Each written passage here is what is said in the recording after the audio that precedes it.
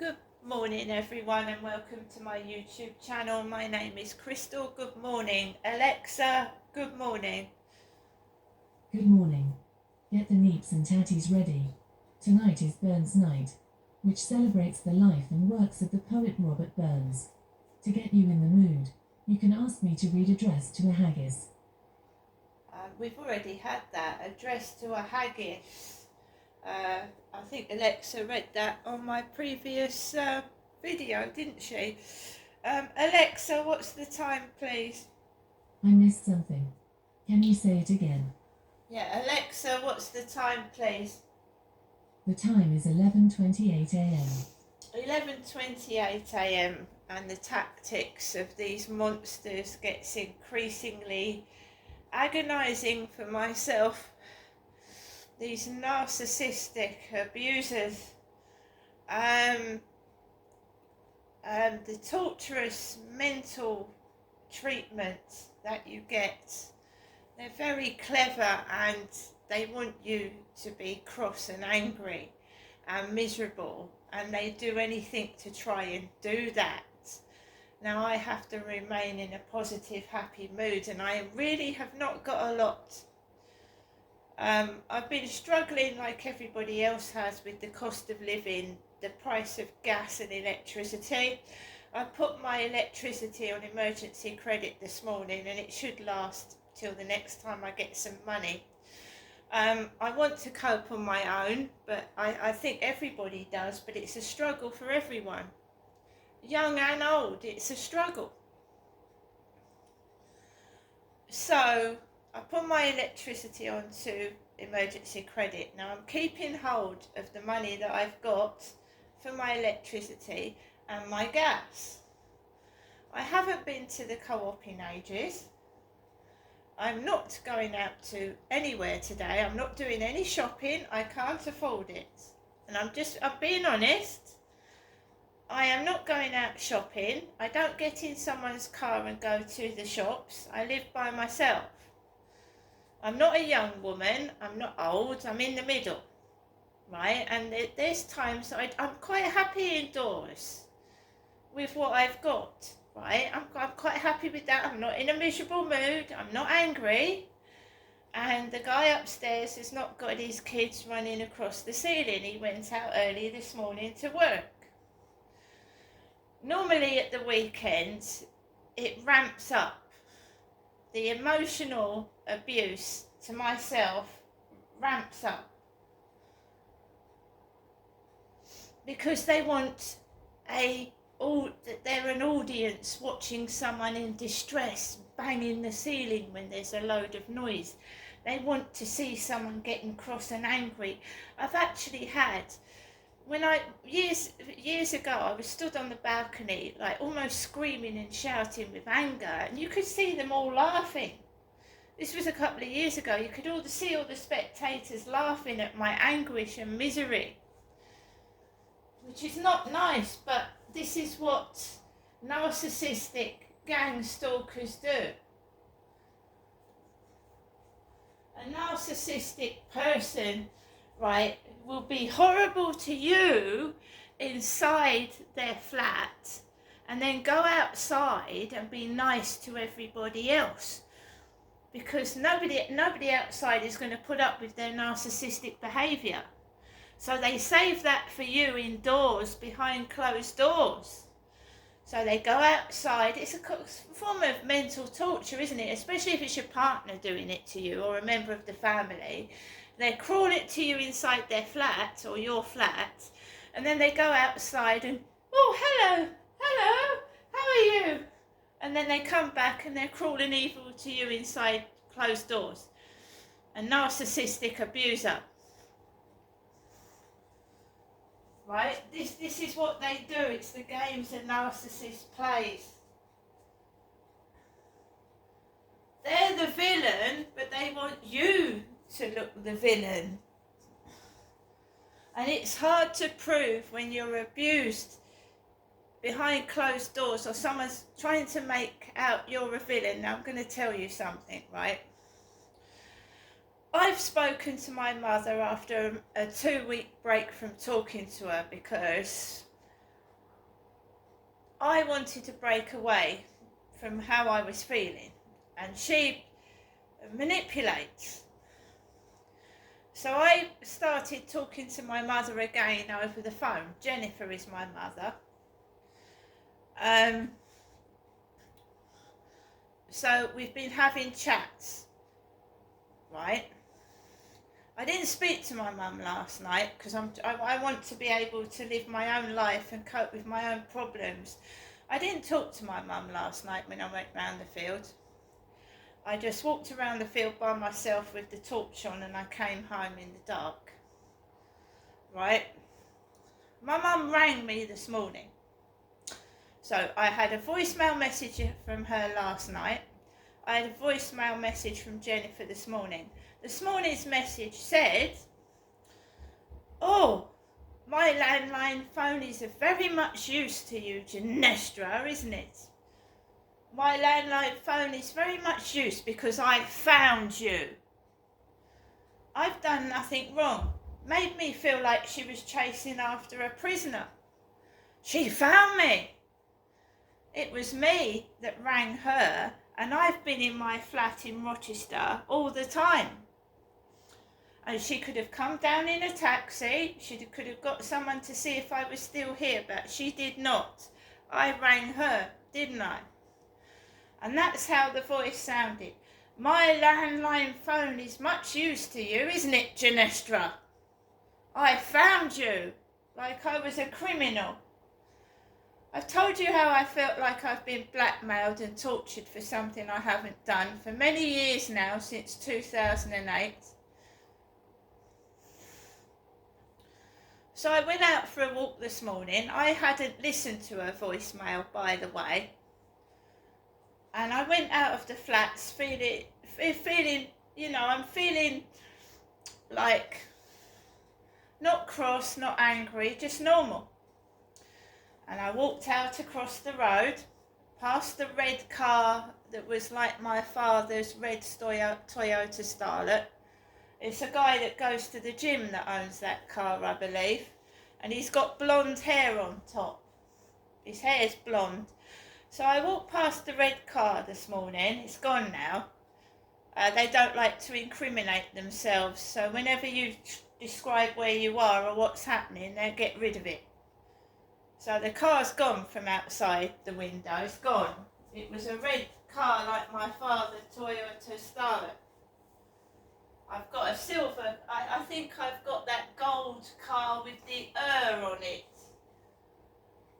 I think there's a gold car outside my flat with the number plate UR. It was parked outside the large lady's flat this morning. And now it's come over to mine because I said I was on a diet. That car was parked outside the large £400 plus woman's flat this morning. It's now outside mine. It's gold. It's got the number plate UR. I just hope it isn't my mother playing games, because that's not a very nice thing to do to your daughter, is it? Take the piss. So, walked onto the field. There was people everywhere. I mean, the weather's milder, the sun's out. You were going to get lots of people out at the weekend, couples walking together, families with kids. And I wasn't angry at all. My mother had asked me if I wanted to go up there yesterday evening, and I said no, so I'm hardly after her money, am I? I didn't go up there. So I'm not after somebody's money, am I? I haven't seen her for a month. If she chooses to send money, that's up to her. I don't ask for it. And I'm going to tell you something else as well in a minute. So I went for a walk, came back. Max is asleep on the chair. Harry's outside on a chair out there. They're quite happy. They're fed. I've got lots and lots of cat and dog food. Lots of it. And I've got food to eat. I'm just not eating so much of it. So these people interfere in your TikTok and your YouTube, finding out you're on a diet, and they keep sending me photos of fat people. It's wicked, I know, but that's what they do. What I did know was I'd been sent a picture of a blonde woman with extremely large breasts, as obviously had had plastic surgery on them, and her name was Sophie apparently, but they do rip other people's videos and photographs and steal them. So I doubt that a blonde woman with extremely large breasts would want to talk to me, Crystal, who is also a woman in her 50s. I'm sure a young woman in her 20s doesn't want to talk to a woman in her 50s with her tits hanging out, this woman was.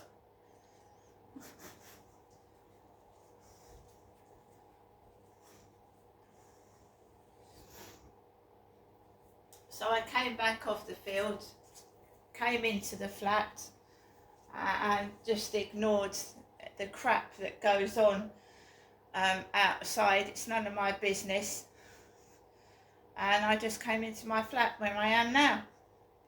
And then I thought, well, I'll return my mother's phone call because she told me her Jennifer was eating out-of-date food. And if she is, I'll get social services to see if she's eating okay.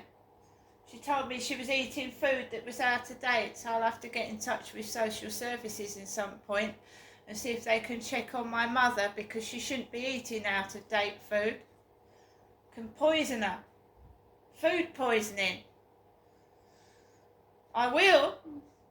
Also, I tried to ring her because I was worried she was eating out of date food, and it took ages to answer my mum's landline phone. It took a long time, and when she answered the phone, she was like, I knew there was someone in the background. I could tell there was someone sitting in her flat. It's not me, because I'm here.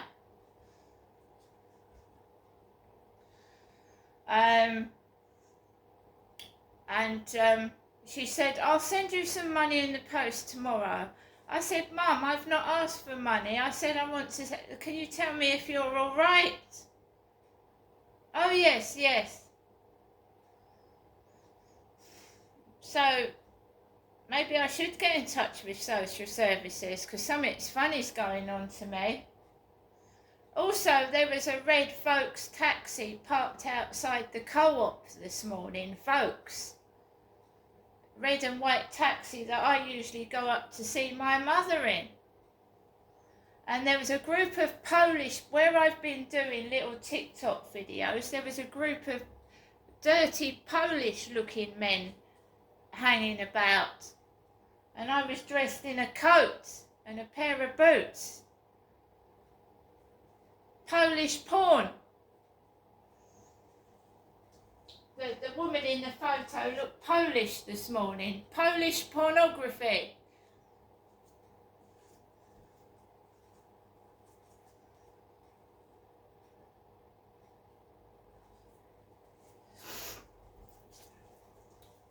Anyway, I put the phone down, and my mum said, I'll send you something. And I'm fine. I'm just living like everybody else is that are poor in Great Britain, deciding whether to put my money on the heating or buy food with it.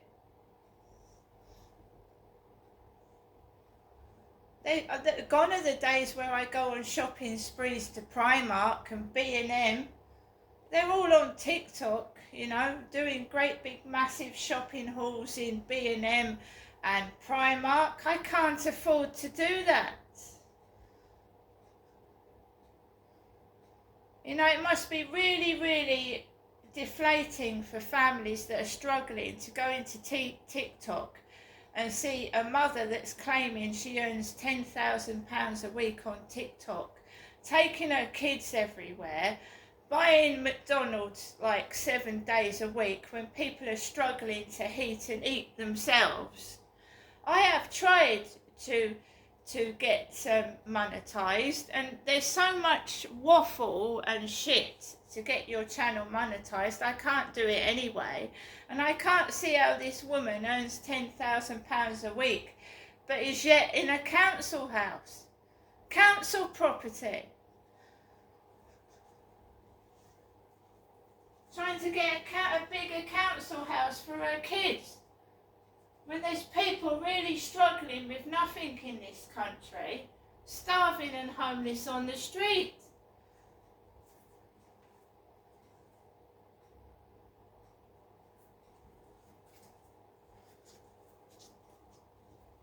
And narcissists mentally batter you and break you down so that somebody is trying to blackmail me for filthy photographs. Go over to WhatsApp. I keep getting this so-and-so Clark. You know that Sean Clark guy that kept trying to get me to take my clothes off. And then they make money out of the pornography and vulnerable women, and these vulnerable women are emotionally torn and battered in their flats, frightened to leave their home. Because you're sending pictures and you'll get recognised outside if you're sending porn to strangers, or men that are pretending they want to be your boyfriends. You send them photographs and everybody's laughing outside because they're recognising you without your clothes on.